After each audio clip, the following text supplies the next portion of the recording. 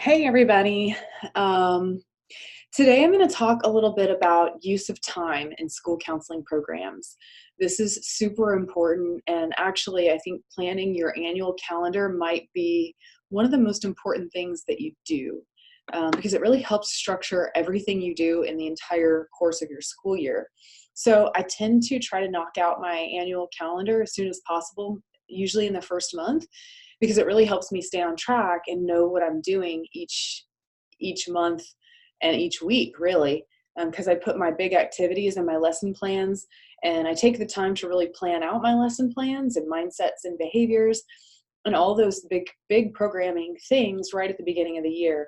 And then when things get super busy and you're dealing with crises and you start rolling on your guidance lessons and all of the activities that get thrown your way in the busy, hectic schedule of a school counselor, you have that calendar to kind of lean on, and keep you on track and keep you focused. So I'm going to go ahead and share my screen.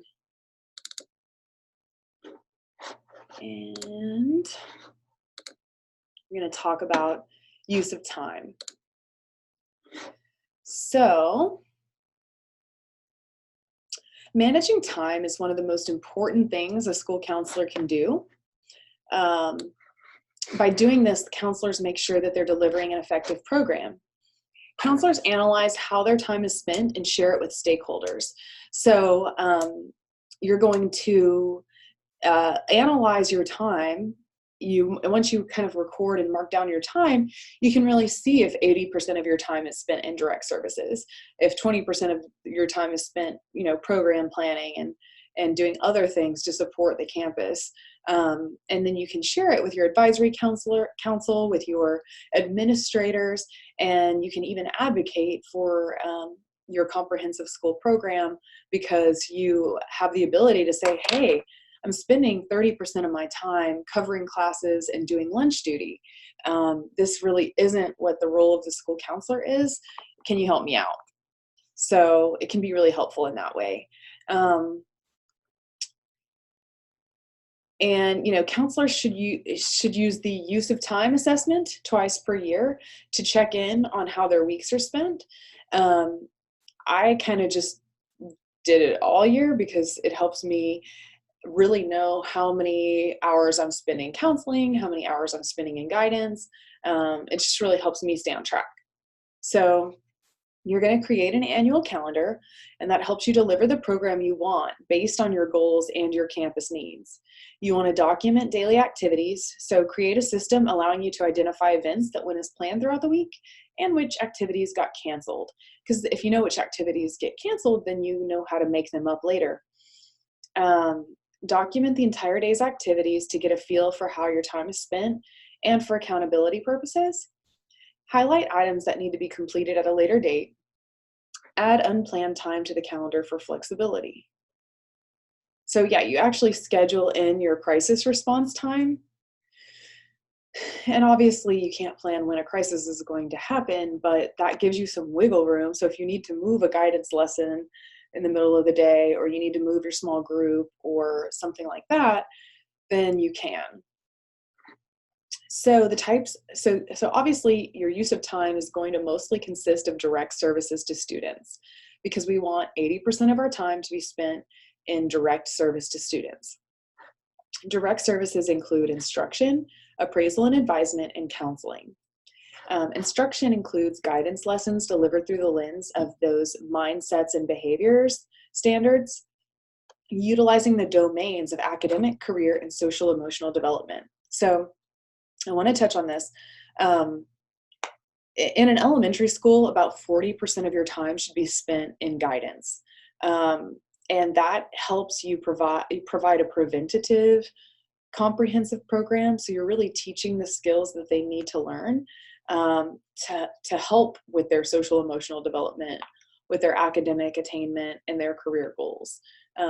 If we never have a career day or expose them to career goals, they just have less tools in their arsenal when they're trying to develop a sense of self that involves an identity with a career. Same with, social emotional development and academic skills. We really use these guidance lessons to teach them about study skills, um, and other, grit, determination, positive self-concept, all these things that go into positive views of the self that help foster academic growth and development, as well as social and emotional development. We're also going to do appraisal and advisement. So we're helping students develop personal goals, develop future plans, understand their abilities and values. And this can happen individually, in small groups, and in classroom settings. So obviously this happens a little less at the elementary level, but you are still helping them transition into middle school. So you would do some choice sheets and help them kind of get a feel for what may be lying ahead in their middle school experience. But you're also, especially in like middle and high school, particularly in high school, you're really pushing them to complete all their credits, to apply for colleges. You're helping them get set for the next step. So yeah. And appraisal could be, testing. This could be like gifted and talented testing, or, helping them determine a path that meets their developmental levels and their unique skills and abilities. And counseling, of course. So we're going to provide professional assistance and support provided to students individually and in small groups during times of transition, stress, critical change, or other situations impeding student success. So it's short-term and rooted in theory and techniques that are effective in school counseling settings. So you all will take the Counseling Children class, so play therapy techniques, solution-focused behavior therapy. You might be using those types of approaches. But the important thing to remember with school counseling is that it is shorter term. So you're going to be seeing them maybe 3 to 6 sessions, maybe 8 or 9. But if you need to see them for more than that after a check-in, you are definitely going to want to refer them to outside services so that they can get some more in-depth counseling. Because, as you may be starting to learn, you have a whole entire program to run. You very likely have 400 plus students, and you have just so many responsibilities that providing in-depth therapy every single week for over the long-term period is not really in the scope of what you can provide in terms of your time. And we just want to make sure that they have outside support other than you, if their needs are greater than what we can provide in a school setting. So also, 80% of your time will be spent in direct services to students. 20% of your time will be spent in indirect services. So again, I mentioned referrals. So when students' needs extend beyond the scope of the role or training of the school counseling role, counselors provide referrals to outside service providers. We are also may connect them with tutoring. We might connect them with career support, so college planning websites and employment training, or social emotional support. Indirect services include collaboration. So that's the process in which individuals work toward common goals and share responsibility for associated tasks. So this is any time you might be working with a parent, a teacher, an outside service provider, anyone who can kind of help assist, like a doctor, anyone who can help assist that student, and you need to collaborate with them to achieve a goal. You are also going to be on school and district committees, serving on committees and advisory boards to promote student success. I spent a lot of time on, obviously I was spearheading the 504 committee, but I was also in IEP meetings and working with, special education and the social work department to connect students with services, etc. You may also engage in parent workshops. So you'll facilitate and organize informational sessions to address student needs. That was a big part of my role as a school counselor. You're going to engage in community partnerships. So establishing partnerships with community members and organizations to strengthen the school counseling program. I kind of combine these two. I would hold parent workshops and have community partnerships sponsor them. So we would have like food from Domino's or queso from the Chewies down the road that would participate in supporting our school campus needs. And then you are engaging in crisis response. So if you go out to help with a crisis, you are not just going to be working with the kid. More than likely, you're going to be working with the teacher, the parent, the special education aide. I worked with the SPED aide a lot. The special education aide that was like a one-on-one, or someone who's designated to restrain. So that might be someone that you collaborate with. And you're also going to be engaging in program support. So all program planning activities, including define, manage, and assess. So basically everything we're covering each week in our modules is program support. And so I'm breaking down the program support so that you have an idea of how to outline the program. However, in your day-to-day, you're mostly going to be engaging in counseling, guidance, direct services to students. Your assessment and managing portion of the program happens a lot at the beginning of the year and at the end of the year. Obviously, at the beginning of the year, you're creating your student goals, you're recruiting for an advisory committee, or advisory council, sorry. You're creating your calendar for the year. You're coming up with all your lesson plans, or at least like figuring out which topics you want to provide those guidance lessons on.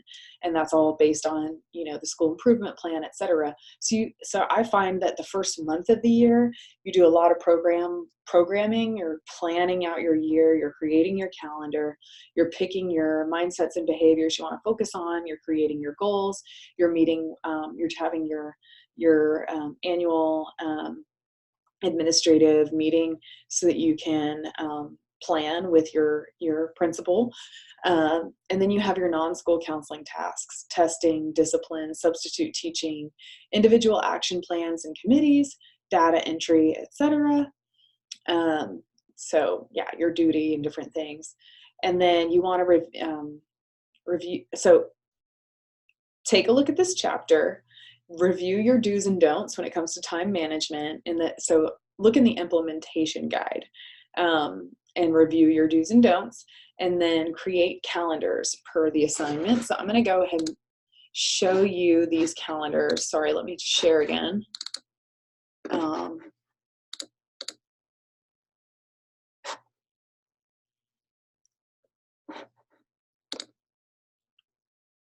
So this is your annual calendar template.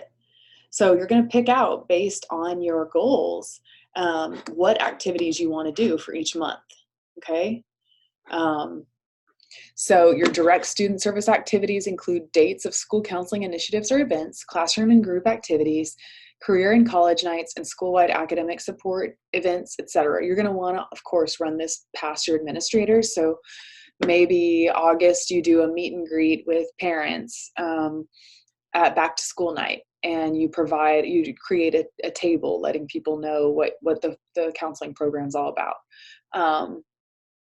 You're going to pick something for every single month. Once you get your goals, you might do some goal-related activities for each of these months. Maybe you have Red Ribbon Week during the month of October. So you want to plan out all your activities here. As far as the guidance lessons are concerned, I typically went in once a month or once every other week in each classroom. And then, of course, you're going to put your leadership and advocacy activities here, and that would be your indirect student service activities. So maybe in August you do your data summary. Maybe in September you do your annual outcome goals. Maybe in October you are doing some pre-assessments for your closing the gap activities, et cetera, et cetera. Your program planning and school support. So again, that's, defining, managing, assessing. That's where you're going to put, everything I said you were going to put in that middle column, you'll put here actually. And then the indirect student service activities would just be more like your leadership and advocacy activities. So maybe you have 504, you're running the 504 committee, or you are, collaborating with the social emotional learning team to do parent workshops, etc. Let's see what we got next. Okay, now here's your weekly calendar. And this is an awesome way to stay on track. And you can color code it by the key, and then you can take a look and see where you're spending your time and if that's appropriate. And if it's not, you can change it.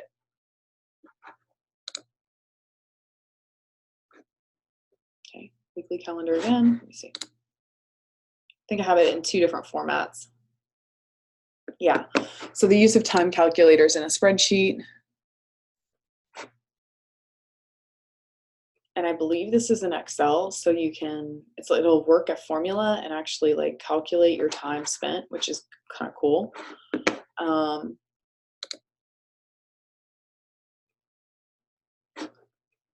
Yeah.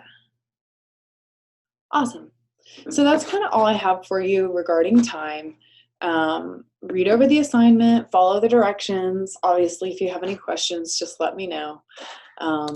That's all I have for you for today, but I promise if you get your annual calendar done, I like to plot it out on actual calendar because then it helps me figure out like which unit starts when I need to start preparing for certain guidance lessons, when I need to start preparing for certain activities, like particularly if it's an activity involving outside stakeholders that need to help me. So all this stuff can really help. So it helps you stay on track and it helps you plan ahead. And for me, it was kind of like the thing that tied everything together. All right, thanks a lot and have a good day.